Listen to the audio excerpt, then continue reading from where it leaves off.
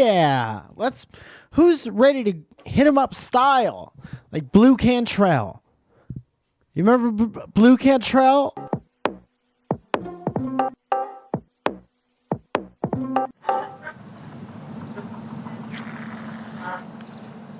This episode is brought to you by the Ridge Wallet. They sent me one of these. It's a metal wallet. It's supposed to be extra slim, extra sexy. It makes your pocket sexy. Makes your pocket more efficient. Makes your pocket into a little filing cabinet. The box is also tough. Here we go. Ooh, it's beveled. Bevel, believe it. Oh, shit. This is sexy. I was worried about the corniers, and it comes with a tool. Do you have a wallet that comes with a tool, or do you not? It goes like this. This side has a thing, and this side has a... Uh-oh, ridge. And then you just go like this, and then it's back in there. There's a little Albert's wrench. You tighten her up to get the perfect tightness. I'm going to use this for the next couple weeks, and I'm going to tell you guys how it is. Squat. It's like Iron Man's wallet. This is the continuing saga of the guy who thinks he has his dog trained in my neighborhood. And spoiler alert, no, he doesn't. I wrote, guy in my building tries so hard to walk his dog without a leash. I'm up early, 7:30. And all I heard the other day was, no street. No street. That's bad. That's a bad dog. Don't in the street. And then a couple minutes later, he said, good boy. Is he good? Is he a good boy? Did you do that? Or did the dog just eventually go somewhere else? Too tired of the street. Can't spend all day in the street. Doesn't mean you trained your dog. That's what I woke up to.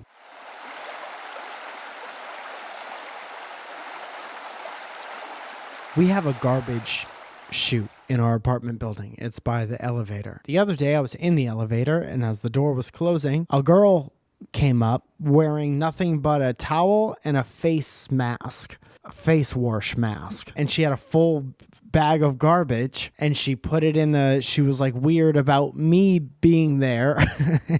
And she put it in the thing as the elevator door was closing.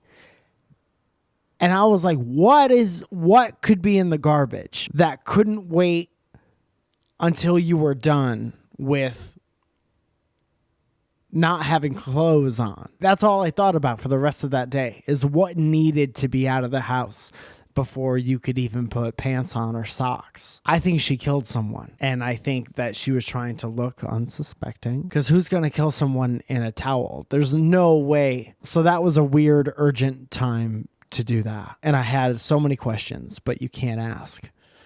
You can't ask. I didn't even want to make eye contact. I've never wished for a faster elevator. There's a thing that your eyes do when you're disposing of evidence, and it's look around for everything.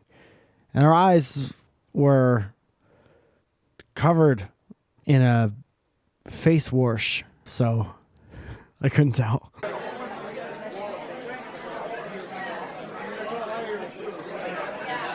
Me and Zoya went to an apple cider mill the other day, and they have apple cider donuts. By the way, check out this slow motion footage of apple cider donuts being made. Ooh, look at them dropping in that roll. Ooh, look at how they drop in the roll. And so good. So incredibly good. Ate most of them. Didn't feel guilty about it. This one particular place where we go, they also have, I don't know if you would call it a distillery or whatever, but they make hard cider, and they make like wine and stuff like that. Not a vineyard, but they make apple cider but harder.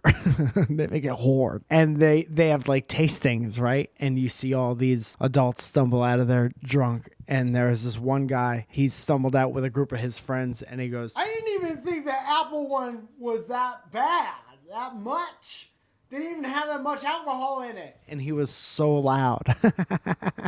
There's nothing better than getting real ripped off of something that you didn't think, like when you're at a wedding and you're like, the bartender's not putting any alcohol in these drinks, and then by the end of the night you're like, a little bit louder now, and you're the guy saying all the stupid things in the middle of the journey lines in betwixt, and you're like, do cha-cha slide, make him do cha-cha slide, make him do electric slide. He wants all the slides. That guy at the wedding is definitely the same one who makes the DJ play like a specific Billy Joel song that kills the vibe of the rest of the wedding. Like maybe it's an Italian wedding and they're all playing the techno versions of all the old classic Italian songs and like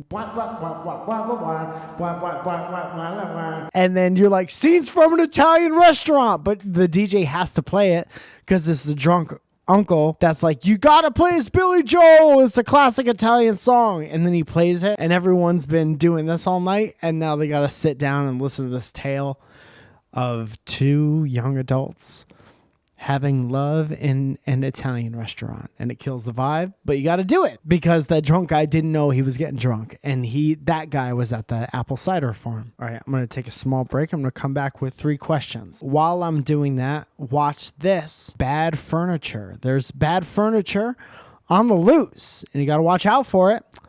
Let's sneak up on it. Here it is. Got some real bad furniture over here. I don't know about that, but I don't think that's storing any clothes anytime soon. That's definitely not supposed to be in there. Back to you, Mike. This segment's called 3 Questions. This is where I answer 3 questions. Here's one. It says, what are your thoughts on H3H3 talking about Elliot Morgan's show? Elliot Morgan had a show called Let Me Catfish Your Kids or some shit like that. And then H3H3 made a video talking about how bad the show was. And listen, who knows what makes a bad show? You know, all I know is that sometimes as a person who lives out here, you got to make some money. So somebody's like, hey man, we're going to put you on TV and we're going to help you make money, and then you say yes because you like food and you like living in an apartment. People shit on things on the internet all the time. You know, it's too easy and it's fun, and I do it too. I made a whole video about that show, Fixer Uppers, but I fucking love that show. There are no internet shows that talk about all the good things that people are doing. I'm going to give you a bunch of recommendations for people who are doing a good job. One is the Valley Folk. Oh, look, it's Elliot Morgan again, but this time he has a beard and it's better. My friend Steve Walter has been making videos and been doing a podcast with artists, and he's a great photographer. He's an amazing photographer. He's one of the best in Connecticut, if not the whole world. So go watch his videos if you want, especially if you like photography, especially if you like photography tutorial videos that don't have a sarcastic, condescending tone. I've been watching a lot of them, and they all, even if they don't want to be, they all kind of have a condescending tone. Set your camera to M. That's manual. Now you'll know that your camera's in manual. Yeah, I got it. Thank you so much. Watch Steve. He talks to you like a person. There's a kid named Parker. He's like Elite for Parker or some shit like that on Instagram. But he makes all the dynamic banter animated videos. And I met him when I went to Niagara Falls. And he's fucking awesome. And go watch those if you want. There's an Instagram show called One Sip Review. And it's a coffee review show that I've been watching every morning on Instagram. It's nice to have a little go-to show on Instagram that you could watch snackable content. And that's called One Sip Review, and look up that shit. And while you're on Instagram, look up Rosie Bunny, Rozzy Bunny, R-O-Z-Z-I Bunny on Instagram. She's an artist and she draws shit, and those people are doing good shit. Let's get the 3 questions. Find My Mashed Potatoes says, how do you wipe good? Well, you do it before standing up. I'll tell you that. In a world of absolutes, that's a very heavy-handed screen name. It says, my wife is sick and now I'm sick from being around her. How do I not blame her for my misery? I know that it obviously isn't her fault, but a little part of me is totally blaming her. That's tough because it is her fault. If you weren't sick and then she was sick and you tended to her or were just around her, it's her fault that you're sick. But could you really be mad at that? She didn't get you sick on purpose. Don't be an asshole. But it is her fault. Let's not fool ourselves into thinking that it's not your wife's fault for bringing sickness into the house. So maybe have a family meeting, talk about the washing of hands. Don't have public hands in Target or some shit like that and touch your eyes.